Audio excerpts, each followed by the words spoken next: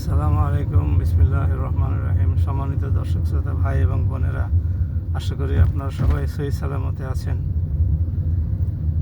ইরানের সাথে আমেরিকার আলোচনা শুরু হয়েছে সুইজারল্যান্ডে। এই আলোচনা কতটুকু সফল হয় তার উপরে নির্ভর করবে মধ্যপ্রাচ্যের শান্তি। এই আলোচনার প্রধান আলোচ্য বিষয় হবে লেবাননে ইসরায়েলি হামলা বন্ধ করা।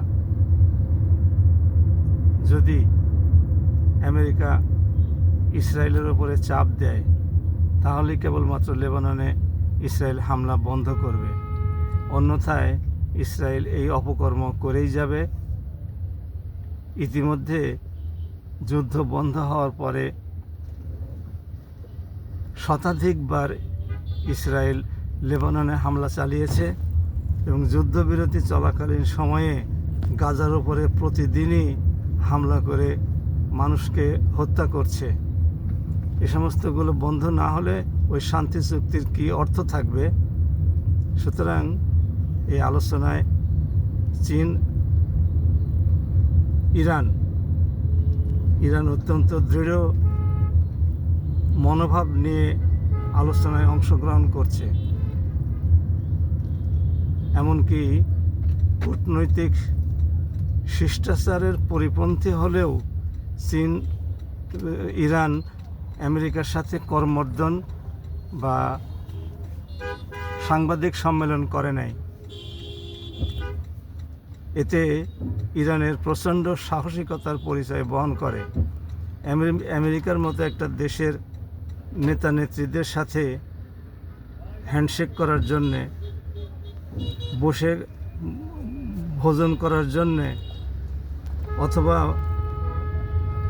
সেলফি তোলার জন্যে বাংলাদেশেরই কোনো সরকার পাগল হয়ে যেত, অথচ বাংলাদেশের চাইতে জনসংখ্যার দিক থেকে ছোট চীন আমেরিকার ভাইস প্রেসিডেন্টকে পর্যন্ত পাত্তা না দিয়ে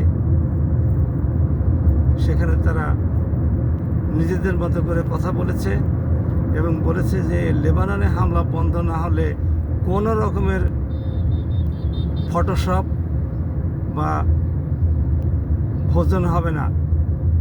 আমার ভাইয়েরা লেবাননে মার খাবে, মারা যাবে, লেবাননের অবকাঠামো ধ্বংস হবে, আর এখানে আমরা বসে উদরপূর্তি করে হাসবো, এটা হবে না।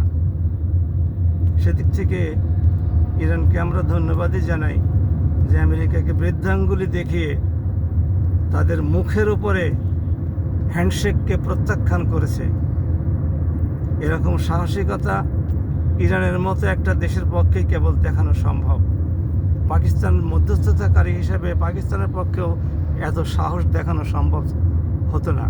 হয়তো আপাত দৃষ্টিতে এটা কূটনীতির শিষ্টাচার বহির্ভূত আচরণ অনেকেই বলে থাকতে পারে, কিন্তু ইরান যে সাহসিকতার সাথে তাদের যে এই অভিবাদনকে প্রত্যাখ্যান করেছে, এটা নিঃসন্দেহে প্রশংসার যোগ্য।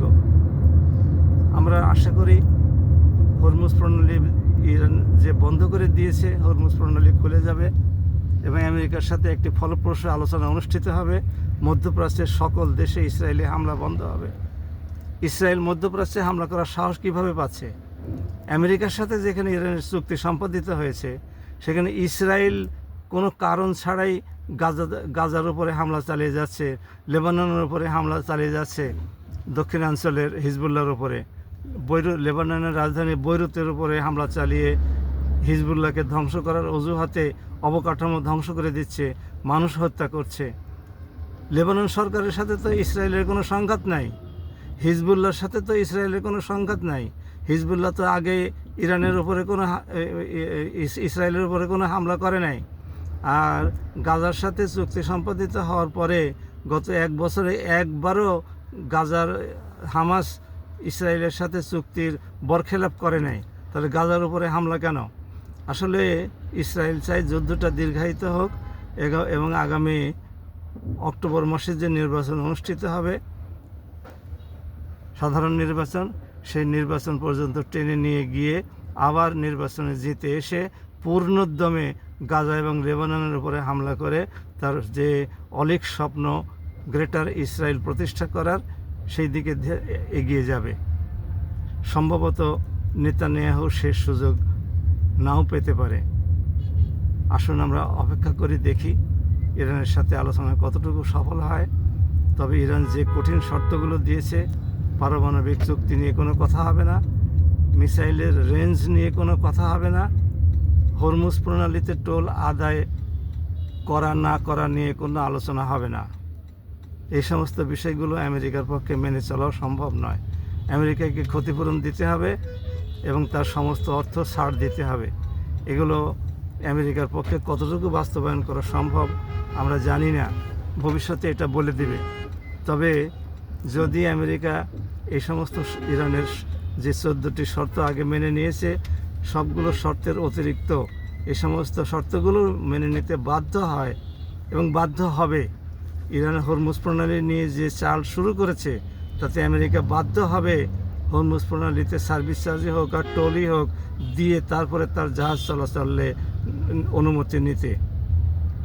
এছাড়া পরমাণু ইস্যুতেও যদি আমেরিকা আপোষ করে তাহলে নিঃসন্দেহে অতীতে যেরকম দুইটি যুদ্ধে আমেরিকা ইসরায়েল অক্ষ পরাজিত হয়েছে, ঠিক তেমনি আগামীতে আমেরিকার প্রেসিডেন্টও মারাত্মক রাজনৈতিক সংকটে নিপতিত হতে পারে। আসুন অপেক্ষা করি, দেখি কি ঘটে। একটি পৃথিবীর সবচাইতে সামরিক দিক থেকে শক্তিশালী দেশ, আরেকদিকে ইরানের মতো একটি দুর্বল উন্নয়নশীল দেশ, অথচ এই দুর্বল দেশটি আমেরিকার যে অবস্থা করেছে তাতে গোটা বিশ্ব অবাক বিস্ময়ে তাকিয়ে আছে। এবং ইরানের সাথে তারা যদি সমস্ত নিষেধাজ্ঞাগুলো উঠে যায় তাহলে ব্যাপক হারে বাণিজ্যে জড়িয়ে পড়বে, বিশেষ করে পশ্চিম ইউরোপ। আসুন অপেক্ষা করে দেখি কি হয়। আমরা চাই মধ্যপ্রাচ্যে আর নতুন করে সংঘাত সৃষ্টি না হোক, আর নতুন করে কোনো প্রাণহানি না ঘটুক। সবাই ভালো থাকুন। আসসালামু আলাইকুম।